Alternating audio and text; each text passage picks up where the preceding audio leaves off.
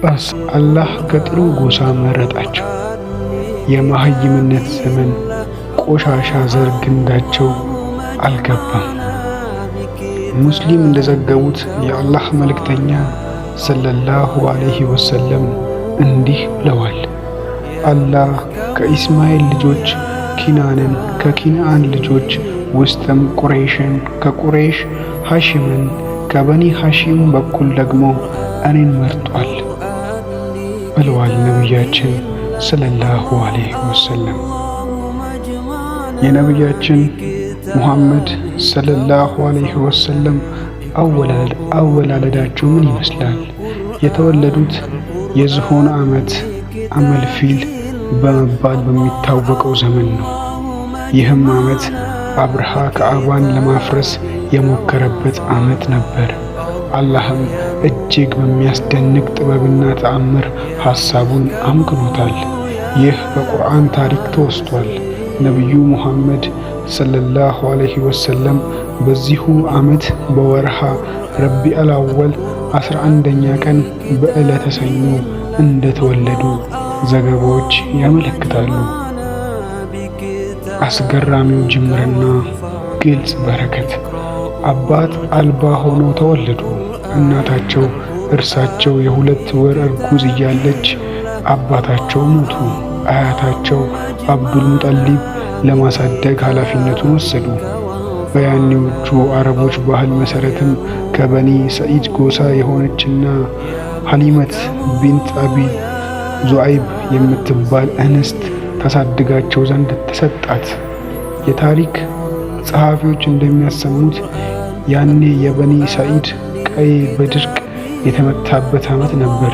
የእንስሳት ጋቶች ነጥፈዋል፣ አዝርት ደርቀዋል። ነቢዩ ሙሐመድ ሰለላሁ ዐለይሂ ወሰለም በሐሊማ ቤት ካረፉበትና ጡቷን መጥባት ከጀመሩበት ቅጽበት አንስቶ ግን የሐሊማ ቤት በበረከት ተሞላ። ፍየሎች ጠግበውና ጋቶቻቸው በወተት ተሞልቶ ይመለሱ ጀመር። በበኒ ሰዒድ መስክ ላይ እያሉ የተከሰተው የደረታቸው መቀደድ አላህ ለትልቅ ኃላፊነት እንደመረጣቸው የሚጠቁም የነብይነት ምልክት ነበር። አነስ ኢብን ማሊክ ረዲየላሁ አንሁ ዋቢ በማድረግ ሙስሊም እንደዘገቡት የአላህ መልእክተኛ በልጅነታቸው ዘመን ከሕፃናት ጋር በመጫወት ላይ እያሉ ጅብሪል መጣና ያዛቸው፣ አጋደማቸው፣ ደረታቸውንም ሰነጠቀው፣ ልቦቻቸውንም አወጣ፣ የረጋ ደም የሚመስል ነገርም ከውስጡ አስወገደ።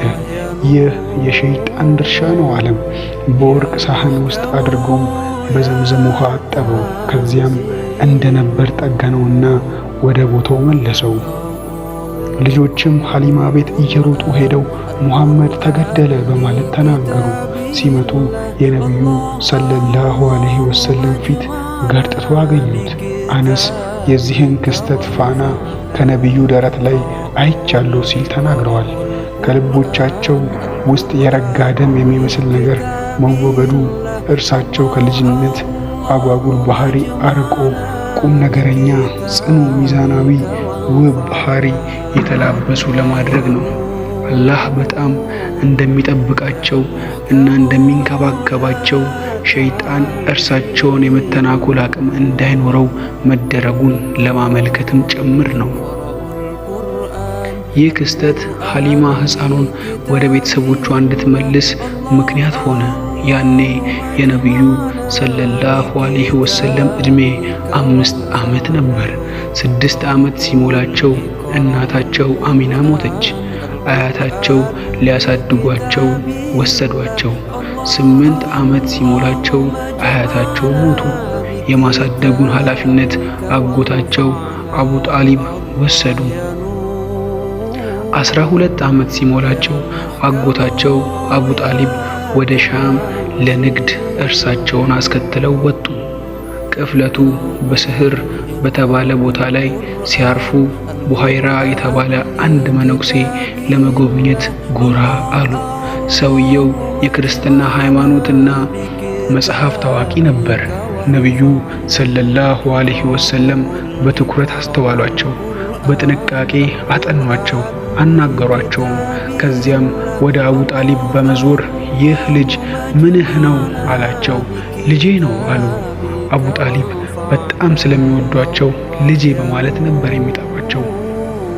ቡሃይራም ልጅህ አይደለም፣ የዚህ ልጅ አባት በሕይወት ሊኖር አይችልም ሲሉ ተናገሩ። አቡ ጣሊብም የወንድሜ ልጅ ነው አሉ። አባቱ ምን ሆነ ሲል ጠየቃቸው። ተረግዞ እያለ ሞተ አሉ። እውነት ብለሃል፣ በአስቸኳይ ወደ ሀገሩ ይዘኸው ተመለስ። አይሁዶች እንዳያገኙ ተጠንቀቅ። በአላህ እምላለሁ ካገኙት ይተናኮሉታል። ለታላቅ ደረጃ የሚበቃ ልጅ ነው አላቸው። አቡ ጣሊብም ፈጥነው ወደ መካ መለሱት። የአላህ መልእክተኛ ሰለላሁ ዐለይሂ ወሰለም ለወጣትነት ዕድሜ ሲደርሱ እንጀራ ፍለጋ መሮጥ ጀመሩ። ፍየል ጥበቃ የጥረታቸው መጀመሪያ ነበር። በኋላ ላይ ለመካ ሰዎች በቀራሪጥ መጠነ ትንሽ ክፍያ ፍየል እጠብቅ ነበር ሲሉ ተናግረዋል።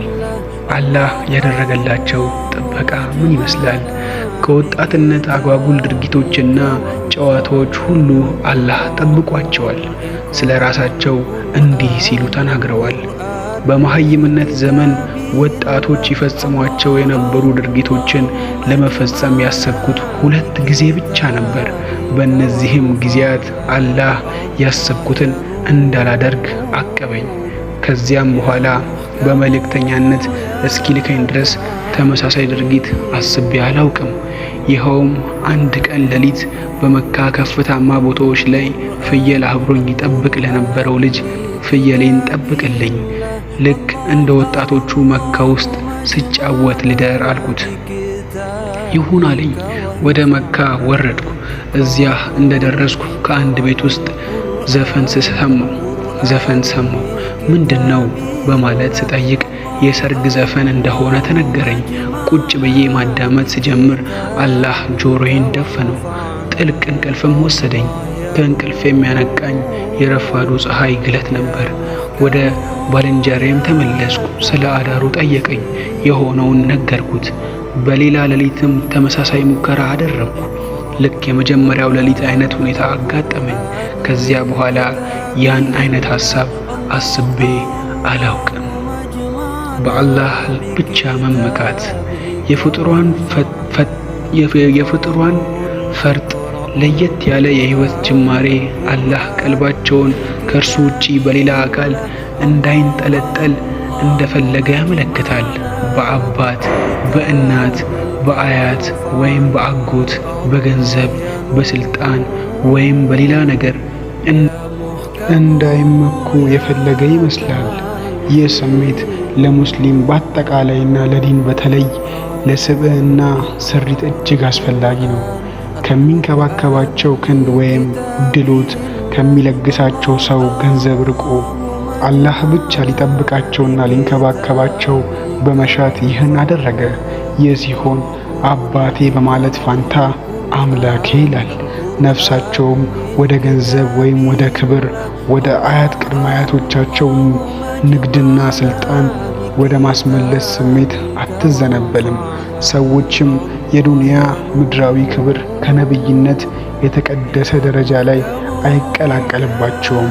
ይህም በመሆኑ መልእክተኛው ነብይ ነኝ ያሉ ዓለማዊ ክብርንና ጥቅምን ለማግኘት ወይም በዘመናችን አገላለጽ በሃይማኖት ለመነገድ ነው የሚሉ ክሶች ሁሉ የሚቆሙበት መሰረት አጡ። ዓለማዊና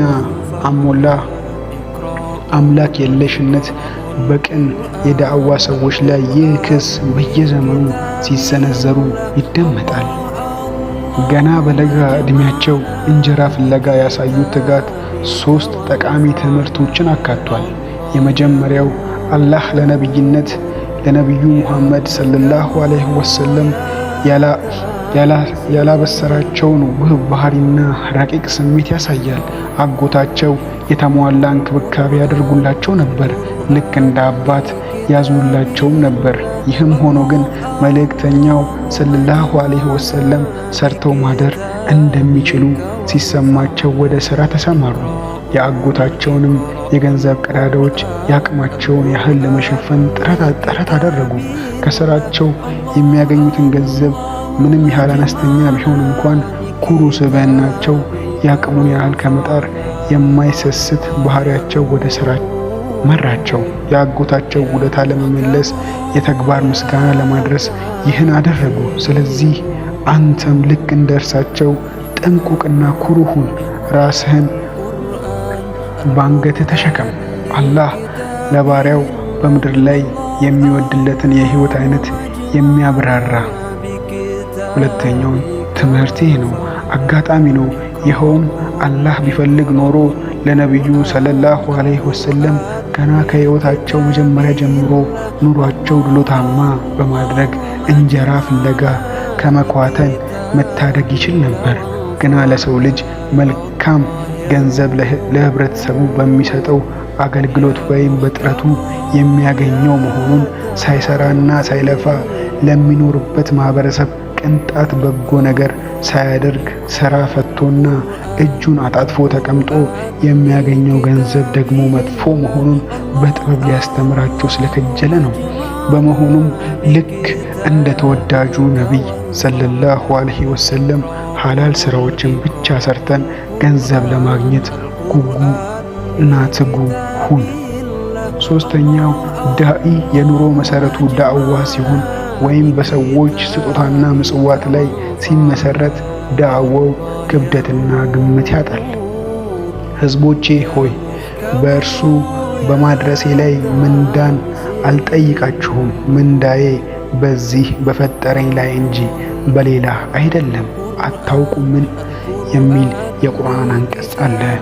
መልእክተኛው ሰለላሁ ዐለይሂ ወሰለም በሰዎች ውለታ በአንገታቸው ዙሪያ ተጠምጥመው ሐቅን ይሉኝታ ሳይዛቸው በድፍረት እንዳይናገሩ የሚያደርጋቸው አንድም አጋጣሚ በነብይነት ከመላካቸው በፊትም ሆነ በኋላ በህይወታቸው ውስጥ እንዲኖር አላህ አልፈቀደም። ስለዚህ ለራሳቸው ለዳዕዋ ክብር ቀናኢ ሁን።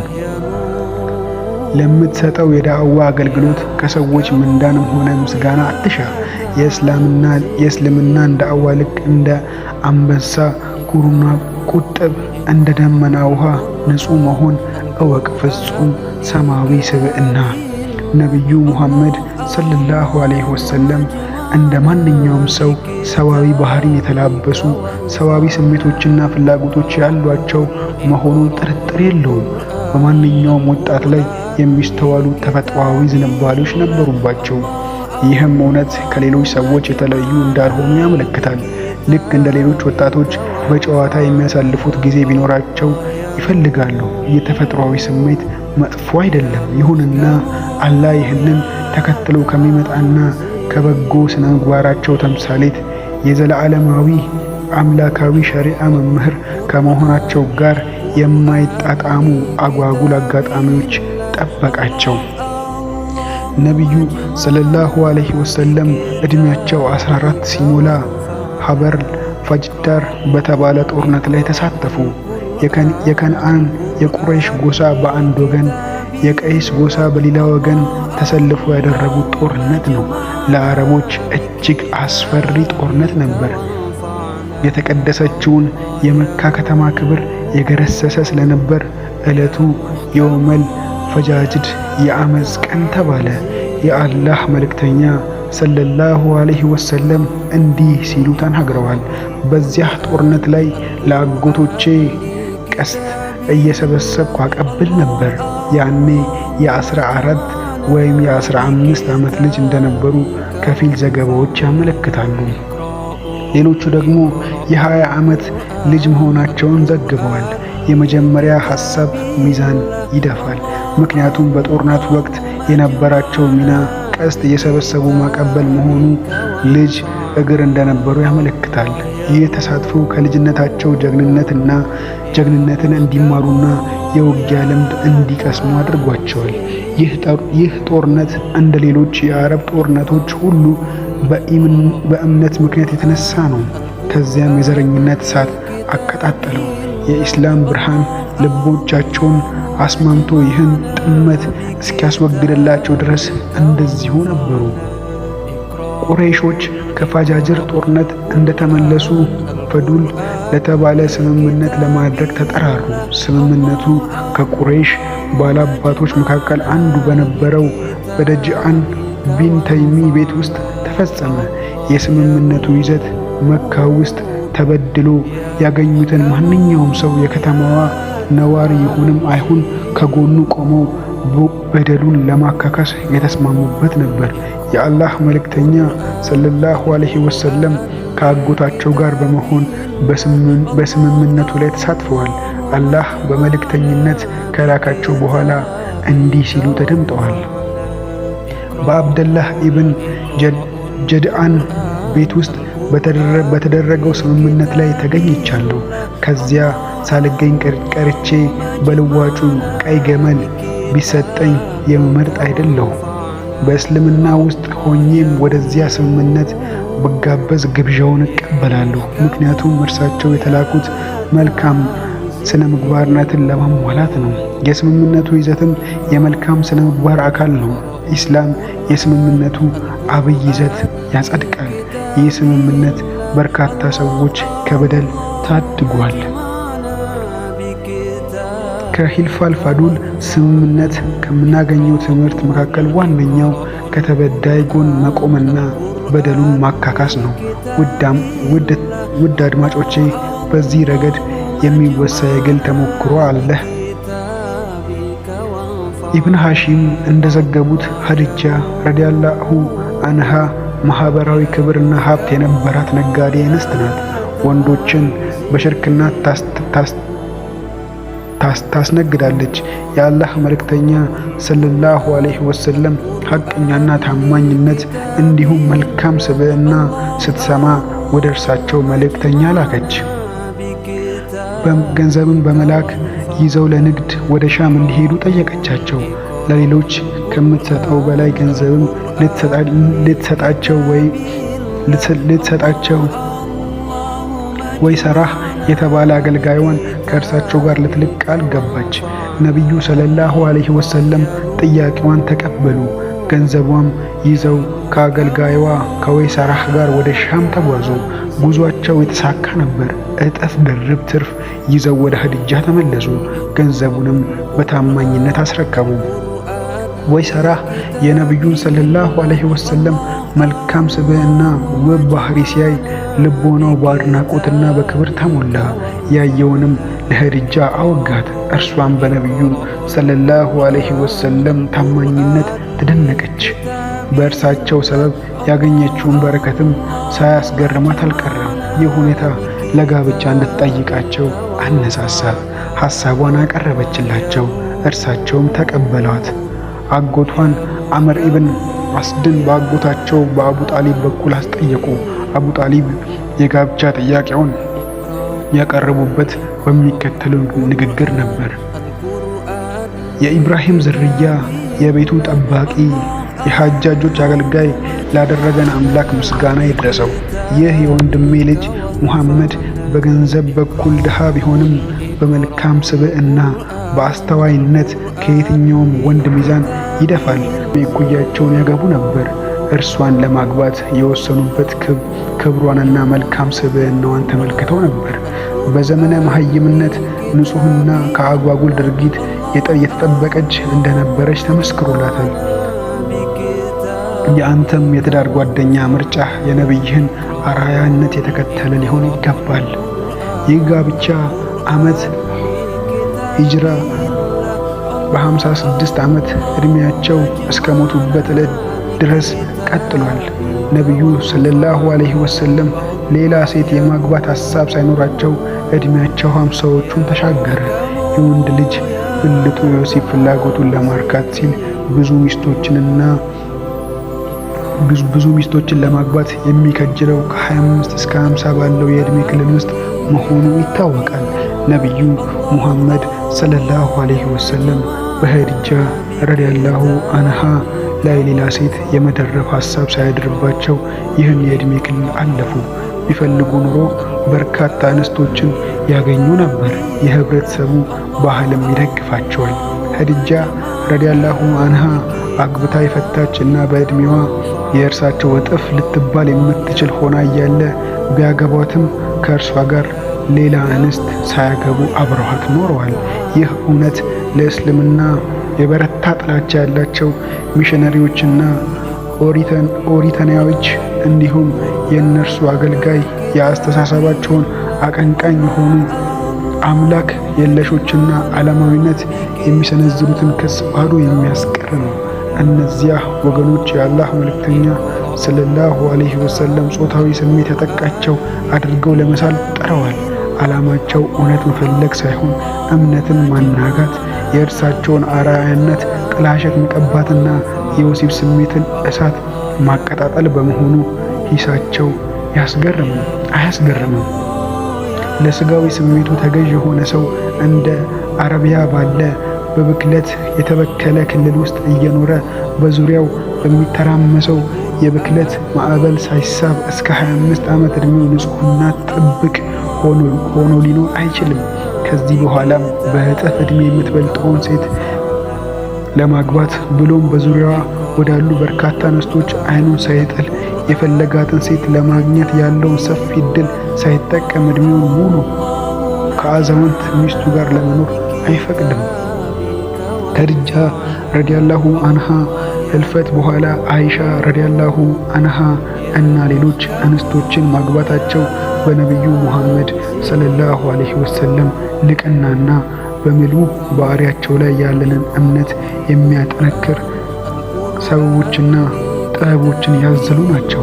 የጋብቻዎቻቸው ምክንያት ምንም ይሁን ምን የእስልምና ጠላቶች እንደሚያነፍሱት ስጋዊ ስሜቱን ለማስተናገድ ሊሆን ፈጽሞ አይችልም።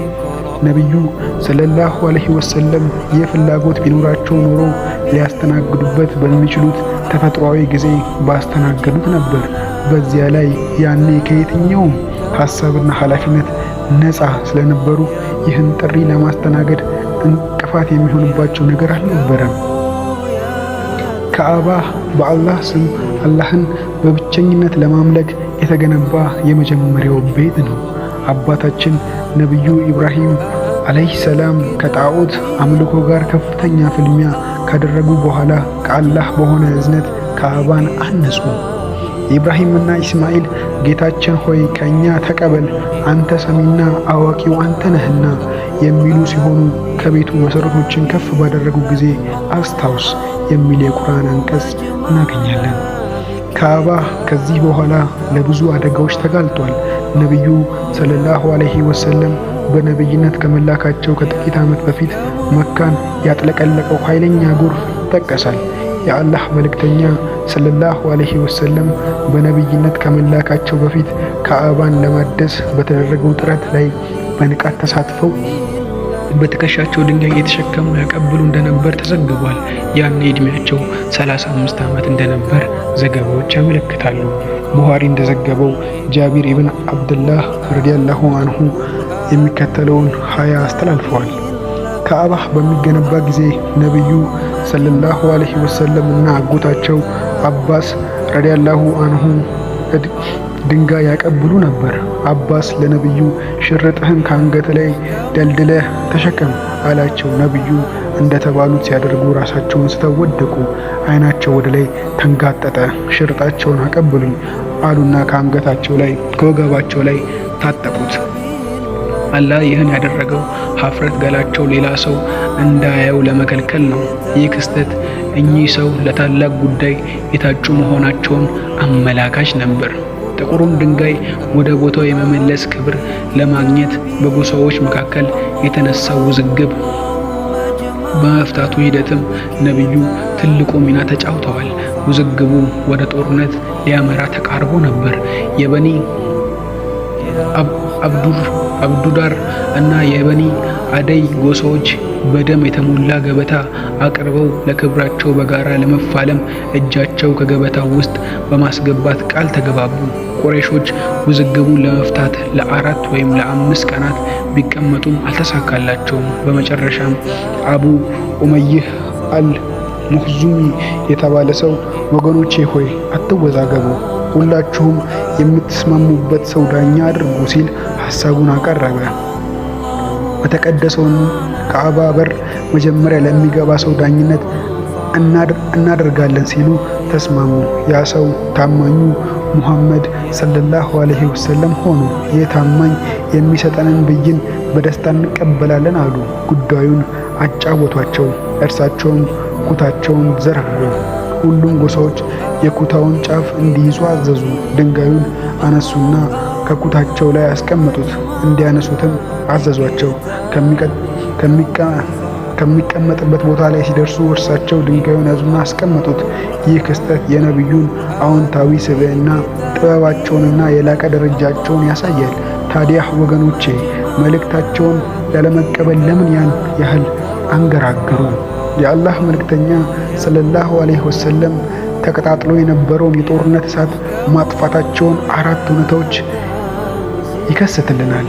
አንደኛው አዎንታዊና የነቢዩ ሙሐመድ ሰለላሁ ዐለይሂ ወሰለም ስብዕና መሰረታዊ አካል ነው። በካዕባ ግንባታም ሆነ በሌሎች የማህበረሰቦች ጉዳዮች ላይ ያሳዩት የነበረው የላቀ ተሳትፎ ከዚህ ባህሪያቸው የመነጨ ነው። ሁለተኛ ጉዳዮችን የሚያስኬዱበትና ችግሮችን የሚፈቱበት እጅግ አስደናቂ ጥበብ ያሳያል። በተለይም ይህን በጥበብ የከበረ የሽምግልና ሂደት ያከናወኑት በመካከላቸው ውዝግብ በተነሱባቸው አጋጣሚዎች ሁሉ ብዙ ደም ከመፍሰስ በፊት እርቅ የሚያወርዱ ጎሳዎች መሃል መሆን ደግሞ ለድርጊታቸው የበለጠ ድምቀት ይሰጠዋል። ሶስተኛ ከቁረይሾች ዘንድ የነበራቸው የላቀ ክብር ደረጃ ያመለክታል። ታማኙ አልአሚን በሚል ማዕረግ ይጠሯቸው ነበር። በሁሉም ዘንድ ተወዳጅ ነበሩ።